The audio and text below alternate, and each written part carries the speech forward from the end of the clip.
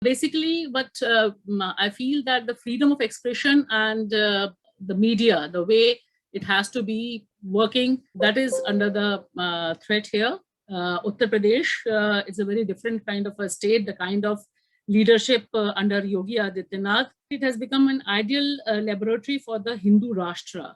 What a Hindu Rashtra means is beyond Gujarat model. Generally, we refer in politics, in media about the Gujarat model, but the model which is being executed in Uttar Pradesh and the RSS agenda is on the full flow. There is no equal space for the sections of like women, minority, Dalit. And when I say that the previous speakers have spoken, and especially I want to put here that the media person who come from these backgrounds, as a woman, I feel, as a minority, many of my friends, they have to, it's very difficult to report from the ground, to speak honestly, to bring the truth and share the truth. And there's a direct attack on all the dissenting voices. That's a very particular thing which is happening in Uttar Pradesh, that whatever you want to say, even if you want to do the minimum journalistic thing, it is very difficult, even report on the minimum lacunas of the government policies, even in the midday scheme, even with the allocation during the corona, we have seen under this phase, and in the first wave also we have seen that when the whole environment was cooked and designed as an anti-Muslim thing, the whole tablighi element was put into the fold, how the media was forced to bow down to all these forces. And I think because the elections are there, so it's a focal point now. You find that after the corona, there was a huge mess. A lot of reporting was also happening at that time. But all of a sudden, now the focus has turned again to the whole Hindu-Muslim polarization. And here come to the point that attack on the dissent. Any form of the dissent or anything which runs against the government. The simple example is the latest one. You must have been hearing the news that how just on sharing a video which was viral on the social media, many of our journalist friends had a word with the victim who was assaulted.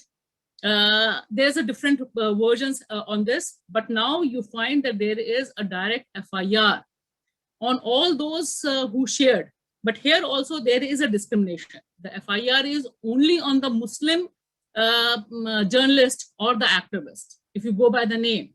Many of us also have shared, many of other people have also shared and retweeted it.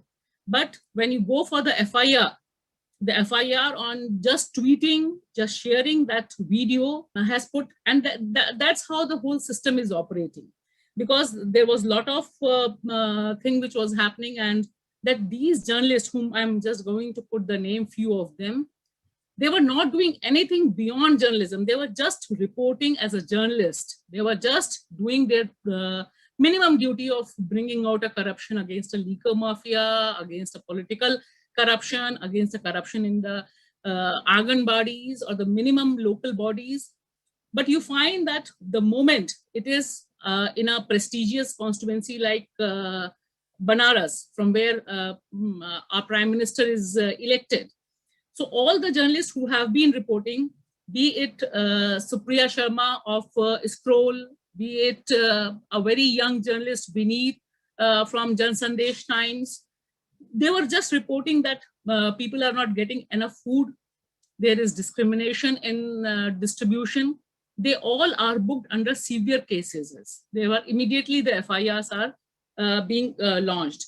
And so two ways, what we find that recently in this May, when this whole corona was there, one of the journalists in Siddharth Nagar, Amin Farooqi, he was just reporting about a corruption case.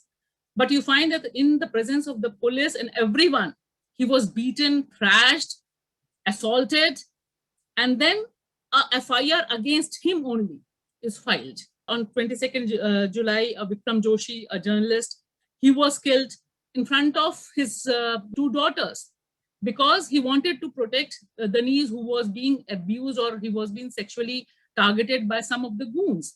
And nothing, no follow-up, you will find that nothing is happening on the ground. So there's a different kind of an environment which is being poked, especially the journalists who come from the Dalit background or minority background. There are two remarkable cases which I want to put here. One is the Hathras thing. The Hathras incident, you must be aware that it happened in Uttar Pradesh, Hathras, where a Dalit girl was brutally assaulted, gang raped. She has recorded her statement. Everything happened.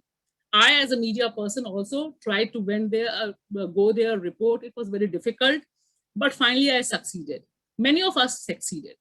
But the moment Siddiq Kappan, who is a journalist from Kerala, he was on his way. He has not even reached to Hathras. The whole story is being poked around Hathras as a Hathras conspiracy. And finally, till now, he is arrested because he is projected as he is a person who is associated with some organization, and the organization also is not a banned one. So that kind of environment is there. And second journalist, who is a very young, aspiring journalist, Prashant Kanodia, he's been booked so many times just on a Twitter because he was reporting, he was expressing his dissent, he was booked, he was put in jail, everything happened. And finally, he announced that he's leaving journalism. He joined a political party. That it is not just the media person or not just the people who are reporting in national media or small media, because when I am talking, majority of the media, you just go check. If you see the Yogi Adityanath interviews, his advertisement, it's across, same interview, same ads. So the media is along with them. On the ground, what we find that they want to project that in a Hindu Rashtra like this, there should be no dissent. There should be no space for a woman, for a Dalit, for a minority to express even or to do their rightful duties. So all those things are being curtailed there. Thank you.